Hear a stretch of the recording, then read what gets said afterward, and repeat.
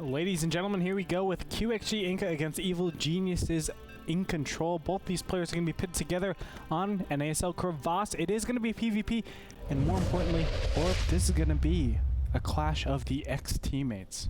Oh yeah, man. Inka used to be on Evil Geniuses, and even before that, like way back in the Brood War days. These guys have quite the history together. So, you know, who knows what will actually happen in this match. But it is PvP, so essentially anything can happen. I mean, that's basically all I can say about it. But in this kind of a situation, you know, InControl is a little bit more known for trying to exploit weaknesses that he sees in his opponent. You know, get a pylon that he happens to hide in their main, things like that to try to take some wins. I haven't seen Inka's PvP style lately. Have you been keeping up with it? It's been pretty standard in my opinion. He does look to do some crazy things here and there. I would expect him to do like war person play as well, things like that. But we'll see. I mean, Inka is not a crazy Protoss in my opinion. So, I mean, time will tell. The one thing to note is InControl is now the captain of Evil Geniuses. So this is like really, really a lot of rivalry, I think, going on in this match in particular. Wow, I actually had no idea. How recently did that happen? Was it he just became... it's been like that for a while. Is he like coaching the team, or does that just mean he's like what does that mean?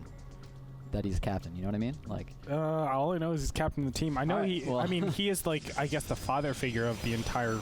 Right. I mean, all of them look up to him. He does for kind of like represent Evil Geniuses. Exactly. You think of Evil Geniuses, you definitely think. And you think like InControl. InControl, he just takes care. I feel like he just takes care of his opponents, make sure they're doing well. I mean, he is a lot of wisdom compared to his teammates. To be completely honest, he just has that figure.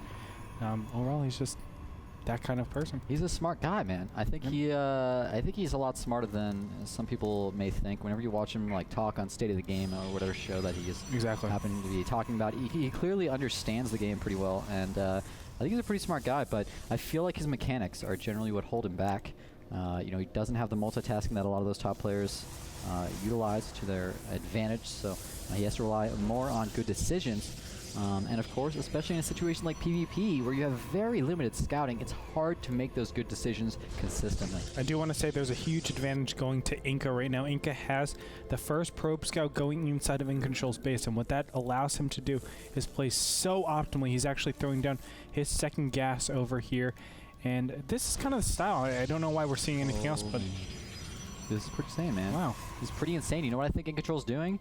I think he's actually foregating. Yeah. You know what? Even though, of course, you're not going to be able to warp it above the ramp, the good thing about Crevasse is that there are destructible debris blocking most of the ramp leading into the main. So, the foregate, while he might not be able to actually get up there, oh, no, never mind. Well, now he's adding on the second gas. He can still do the foregate. Well, I guess he could. It's just weakened. He does have the second gas. I mean, I guess in theory you could do a double gas foregate. You could get a ton of stalkers. You can kill off that well, he could even quicker. He doesn't even have to make or mine gas out of that one assimilator, but he is going to. Okay. Yeah, I think he's. I'm not sure what he's doing. Up, man. I think maybe he was thinking about going foregate, but then he changed his mind once he saw what was in his opponent's base. Something here. It's definitely a little bit strange. Well, just standard play coming out from both these players. This is pretty standard. Oh, third gateway going up for Inka. And a robo going down for InControl. So he's actually going a one-gate robo. I'm very confused as to why. First off, he's completely cut probes and he's not at optimal saturation. There we go, now getting that probe production back up. But he also saved up a ridiculous amount of chrono boost. While that cybernetics core was coming up, he was saving a lot of chrono boost instead of spending it on those probes. Then he spent chrono on both the warp gate tech and on his stalker. So he's, I mean, his economy isn't quite going to be where it could have been if he had been spending that on his probes, which is what I would have expected going to one-gate robo. Perhaps he just wants to put on a little bit more aggression earlier on, wants to take some earlier map control with these two stalkers and the zealot.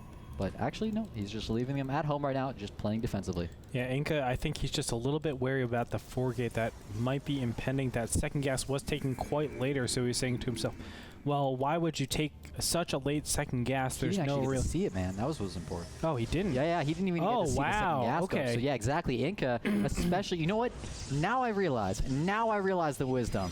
You know what? InControl was trying to fake Inka out. While that probe was inside his base that you were talking about is so important, Inka saw a lot of chrono saved up, a zealot first from InControl, and no second gas. All three of those things directly indicate a foregate. So I think he was trying to trick Inka into over-defending against the possibility possibility of a 4-gate, while he instead just there went you for go, a tech two build. sentries out. There's no other reason why you would have 2 sentries out unless you weren't Very smart play. afraid of something like a 4-gate. So yes, you are absolutely right. And now going to get a, kind of a delayed robotics facility, finally getting out an Immortal. And why would you go Immortal first, Jake? Because you're worried about 4-gate, man. Exactly. Yeah, otherwise you're going to get that Observer, you can go get the Scouting, but the thing is, if you go Observer first and it's a 4-gate, the Immortal will not be out in time to defend. So and you are dead in the water. Yet again, man, the mind games. This is showing InControl is actually a really smart player. That was just such a good move. And, I mean, these 2 sentries have actually put Inka so far behind here. They will be good later on. He'll have more Force Shields available and that Guardian Shield as well. InControl does have 1 sentry available of his own, but I'm surprised he hasn't taken the expansion. It looks like he has a probe out there, so he's getting ready to take that. No, he's actually just sending that probe back. He was doing that for scouting purposes. So he's just going to play pretty defensively with Colossi here. Does have the robotics bay done. First Colossus is on its way, although a little bit pylon blocked here, unfortunately. But I'm really surprised with this type of play when he knows that he's forcing Inka to play overly defensively, that he didn't just go 1-gate Robo Nexus and then just defend from there with sentries on the ramp. And look at this really quick. Inka's going the Warp Prism. And he might be doing some sort of multi-pronged attack right now. The Observer was taken out. Inka, yeah, he's going to be the aggressor in this position. Yeah, he absolutely loves Warp Prism usage. If there's anything I know about Inka's PvP, it's that almost always he will get a Warp Prism and drop your mineral line with Zealots. It's just basically his standard PvP play. And it makes it really difficult to move out against him, and you have to play really defensively. And the problem is, all of a sudden these Zealots start appearing in your mineral line, you send your army back to defend, then you're not defending your ramp perhaps quite as well, and you can take some aggression. That's exactly what Inka's gearing up for. Look at this huge army getting ready to push forward on the front of InControl. And the Colossus is going to put all the way over to the right, and this could be really, really bad. Now finally InControl realizes what's going on. He's going to gather up a little bit, and look at that, killing 2 pylons here. Oh no. Supply blocking InControl. He does get another pylon up, so he's 63 out of 66, but gets supply block even more. Here comes the drop from the Warp Prism. I mean, it already took out that 1 pylon. Is he going to go into the mineral line? InControl should have seen it since it did take out his pylon. He should know exactly what's coming, but he's not sending any Zealots to his mineral line right now. He's actually completely undefended. The Zealots are going to drop in the mineral line. There we go. They're going to do a lot of damage. InControl is still just defending his ramp right now while he's starting to lose probes. He's pulling probes right now, but he can't afford to leave the ramp. Force Field's going down. They're engaging right now after the rocks went down. He couldn't afford to leave. It looks like a good engagement for InControl, but the problem is he's losing so many probes. Yes, he is. The Zealot's still trying to do something right now. Oh my god, he's actually targeting the pylon that is powering up this 1 thermal lance. It will go down. No, it's going to finish in time. Oh, cancel it. Inka's not going to. Did he cancel it? No, he didn't. Why would he cancel it? Yeah, he canceled it, man. He thought it wouldn't complete in time, I guess, so canceled it. Very unfortunate. That'll really hurt the timing for InControl. Oh my goodness. I don't know why he canceled it right there. I mean, he could have just gotten another pylon up, and, then at least he would finish a little bit earlier. Now, once he gets the repower, he's going to have to start it back from scratch, man. So, yeah, a little bit of a strange decision. Really tough. Maybe it was just a cancel. He realized that it was extra money, 200 gas. He could get another Colossus from there.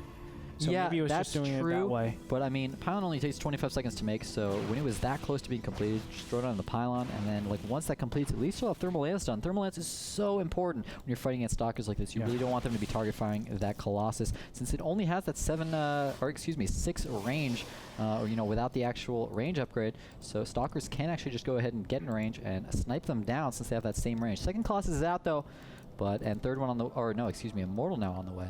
But I really feel like without that Colossus range, that's going to hurt this strategy from InControl so much. And it looks like Inka is going to get ready to take a Nexus at his in-base expansion, which InControl still has not gone for. So food is about 80 to 72. I do want to point out there's a huge harvester disparity, 8 probes advantage coming in for Inka. But look at the income difference. It's literally only maybe 50 to 100. Yeah. So it's really overdone, I think, in that respect. So he's going to wait until he gets that 1 Nexus up to actually be able to utilize his probes. I would even implore him to bring off 5 and start mining long distance to increase that income a little bit. I think what he has currently is just too much. Yeah, I 100% agree, and he's actually continuing that probe production. Just made another probe here, despite the fact that he still hasn't started the Nexus. But you're completely right. If you long-distance mine, it's actually, curiously enough, more efficient because, of course, you can only have 1 probe mining a mineral patch at once. So all these probes are just kind of running around in circles here. He's way over the max saturation right now. So you could actually send probably, it looks like 14 drones right now he could have that are over the optimal saturation. He could have long-distance mining and actually have a lot more income. But it looks like InControl is going to choose this moment to move out. Takes out the forward pylon from Inka. Looks like he's going to go for the rocks first and then move forward for one big, huge attack here. Well, Thermal Lance has just started actually for InControl, so maybe he's going to wait out the 140 seconds that it takes, probably less because of that chrono boost. But look back at Inka's base. He has a lot of Colossus right now. He's going to be very prepared for this attack. And he has range, I don't know if he has the gateway units, though, to deal with this.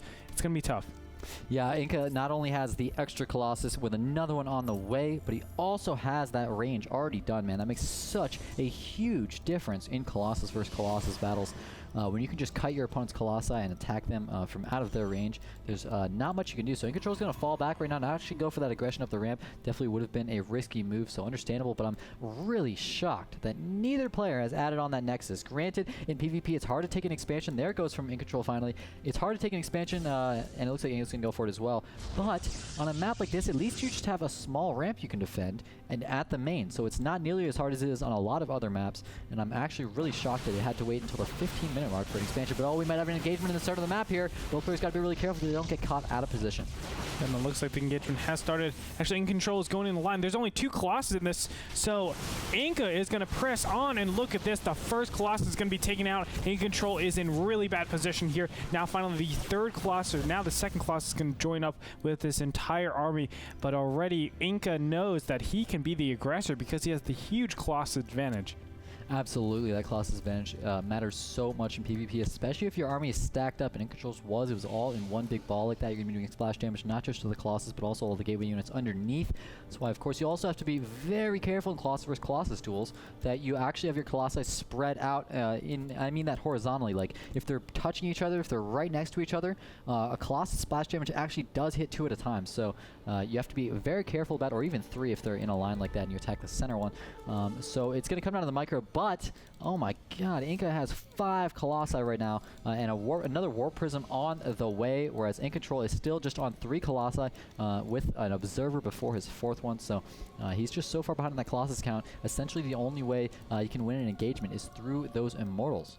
You know, we might be seeing something clever, like even a Colossus Warp Prism play. It might almost be like a Reaver nostalgia that I really want to be seeing, but that would be so cool if we saw a Colossus go into a Warp Prism, just start attacking, harassing that mineral line. Well, it's such a useful way to use the Colossus, in my opinion. Personally, I disagree. I don't think it does that much damage, but it can be a pretty interesting tactic. I think maybe if you do it with 2, you have 2 Warp Prisms, 2 Colossi, drop those over. It can be just very 2 shots effective. the probes, though, right? Oh yeah, 2 shots them. But the thing is, probes are mining, and the slow attack rate of the Colossi, meanwhile, drop, by the way, in the in-base natural, not able to do too much damage except stop the mining time. But the problem is with the mining rate of the probes. Ooh. Never mind, I'll talk about it after the game. It looks like Inka's going to go ahead and move right into the main base of InControl. InControl trying to get his army in position to engage into this, but all of his army is a little bit stacked up right now. He has Guardian Shield, but I feel like he needs to be using Force Field to his advantage right now with these 3 full energy sentries. And oh, actually, Inka is really stacked up with those Colossi, taking a ton of splash damage. InControl actually taking the advantage in this engagement. He's got to be really careful about those Stalkers on the right, though. The Colossus were just all stacked up in the same place. So it looks like InControl is going to take the huge advantage in this. Only 1 Colossus is going to go down. Meanwhile, I think, oh my god, he might actually lose his last Colossus. There it goes down. Inka just misclicking in the wrong place. He's going to lose everything in that army. Oh my goodness. At the same time, there's a counterattack in the natural, of course, due to that Warp Prism from Inka. So he's able to kill off quite a few probes here. The Worker's Kill tab shows he's already killed 20 this game. So the income tab is showing 26 to 39. Inka has the advantage in that regard. I feel like the only way InControl, could have won was, I mean, if he had just gone for that attack there. He just took out every Colossus Inka had. It's going to take so long to rebuild those. I feel like he should have just gone for the counterattack with those 3 Colossi. Nice actually gets a Phoenix so he can deny the Warp Prism harass. Great decision there by InControl. Yeah, and this Warp Prism has no way to live. I don't think. Yeah, it's it. Yeah, great move. So you can just deny those drops. Also getting some nice scouting information here. Of course, it's hard to get the Observer in your opponent's space, but the Phoenix is pretty darn quick. So you can just run it around here, avoid those Stalkers. And when they don't have Blink, he's going to see that natural is way oversaturated.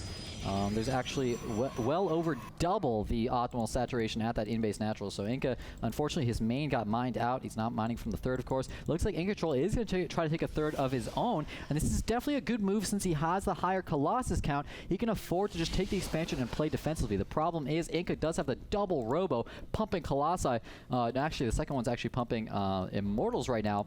But look at what InControl is doing. He didn't just make one Phoenix to deny drops. He's continued Phoenix production. So Inka could be in a lot of trouble if those Phoenixes do a lot of damage to those Colossi. They're also very useful for being able to pick up Immortals, as well as picking up sentries that have Guardian Shield to cancel out that ability. Definitely. I think there needs to be a timing attack coming in pretty soon. Now the probe gets in there and sees, oh, that's a third coming down. That's going to be his cue. He needs to push out right now. He does have a good army, 3 Colossus in there, but only 1 Immortal. He might need additional Immortals coming into there. It looks like additional Immortals and Colossus are being rallied all the way over. Are we seeing a proxy pylon? No, we don't see one just yet. And look at this. The Phoenix are going to come over here and actually pick up one of the sentries. Great play by InControl there. Picks off one sentry very quickly. The other sentry, by, I guess, an accident there. Inka threw up Guardian's Shield. I mean, yeah, it reduces damage from Phoenixes, but clearly was a waste of that 75 energy there. Now he's not going to have that available for the attack. And in an attack like this, if you're going to attack into a Colossi, Stalkers, Sentries, and you don't have Guardian Shield, you're going to be in a lot of trouble. So Inka essentially can't engage now until he has 75 energy back on that sentry. And it looks like he set up a pylon. He might be getting ready to take that third, but he's so unbelievably starved for minerals right now that he simply can't afford to make it. He's getting a Forge and a Twilight Council, and I can't help but feel like that's a bad decision right now because he desperately needs the Forge and minerals to drop down that Nexus. He desperately needs to get that expansion up and running pretty soon here. He's going to start falling so far behind, and I feel like trying to invest in a later game situation with something like Blank and +1 or Charge and +1 as opposed to going for that earlier expansion could put him even further behind. Both of them are actually going up to the High Templar tech, looking to actually get those Archons out. Of course, they want to use the Archons because it gives a little bit of stability against those Phoenixes, I suppose. There we go. InControl actually starting off with his first Archon. Not sure where it is. There it is. And just really utilize that excess of gas that he has. Yeah, look at Inka right now. 800 gas banked up. InControl has 600 of his own, so they can definitely both make quite a few Archons. Look at how many gateways he's getting. Oh my gosh. He's on literally 3/4 of a base mining right now. That's it. So there's absolutely no way whatsoever. It's not possible for him to support all of these gateways. I'm not sure what Inka's doing right now. Does he have charge on the way? No, he does not. So he's not going to just charge that Archon to be able to utilize, just really inexpensive units in terms of mineral to gas ratio, so you can actually be efficient. I'm not sure what he's planning on doing with these 6 gateways. But if he doesn't attack soon, InControl is going to get such a huge advantage from this third base. Yeah, and he's already starting to develop one. Income tab is showing 38 to 34, so InControl has caught up in that harvester count. And additionally, that income tab, look at that. He's almost double his opponent. Inka is in a really bad position. He needs to go soon, or he needs to be attacking soon. Look at this. He's actually throwing down a Nexus. Army tab is showing 78 to 81, so actually the armies have been pretty similar. Yeah, they've been pretty even, but this is going to open up a huge timing opportunity for InControl because he's actually been mining off this third base for quite a while now. He's been getting a lot of benefit that Inka has not had available to him. He's actually had more income despite having less harvesters. Phoenix is actually going to go in for some harassment right now, but of course this timing is going to allow InControl to attack right as Inka gets that third up before he's starting to get actual benefit from it. Looks like he's going to go and pick off some of the probes, maybe. Nice feedback from that Templar, and the cannon's going to prevent these Phoenixes from actually doing any damage. Look how much energy they have left over, though. There's so many Phoenixes with so much energy around that InControl is definitely going to be able to lift up a ton of units when the battle comes. Yeah, but the big problem is that feedback, it can do a lot of damage. Just one shot every single one of those Phoenix, if ever there are High Templars in this army. And I like what Inka did there. He was really, really diligent in being able to kill that one Phoenix over there. If he just sends a message, though, don't harass me with your Phoenix anymore. Every single time you do, it is a potential loss for every single one of your Phoenix because I can feed back any single one of them. Absolutely. You can trade that 50 energy for feedback for however much energy the Phoenixes have, which is usually going to be more than 50, left over, so it's almost always going to be a good trade. But InControl, he was a Brood War player. I know he knows his timing. If we look at his vision, he absolutely scouted that third base from Inka with those Phoenixes, so he knows exactly what's up, and I'm actually, I'm super surprised right now that he hasn't attacked yet. I feel like within the next minute is going to be his timing window that he's going to want to attack with the extra economy that has on this third base. If he waits longer than that, it's going to get a little bit more evened up, and it's going to come down more to micro and unit composition. Yeah, it's weird that he's actually taking this expansion right now. I don't know why he's necessarily doing it. I think this is actually kind of weird, and the big reason is because he's already at 160 food. I mean, you can't really get that big of an advantage anymore. And as you said, the timing should come pretty soon. Look at that. Just as you said that, we might see a huge attack coming out pretty soon. Oh my god. A lot of feedbacks going off. What is InControl doing? No, doesn't pay attention to his Phoenixes. Only one has energy left over. There are no feedbacks left over, though, so that at least that one Phoenix will be able to lift up. He desperately needs to lift up one of these Immortals here. He's actually not using the Phoenix for anything. There we go, attacking the Colossi. So much damage happening right now. Guardian Shield on both sides, but the Sentry gets taken out on Inka's side, so only InControl is the one left with the Guardian Shield to help him out, but he doesn't have any Stalkers left over, and look how many Stalkers and the Immortal is left for Inka just now, but it will be taken out. There are so many Colossi still alive from InControl that he has a huge advantage right now. Yeah, and look at this. Every single one of the Colossus is just being destroyed. Inka's going to GG, and InControl takes the first game in this best-of-3 series.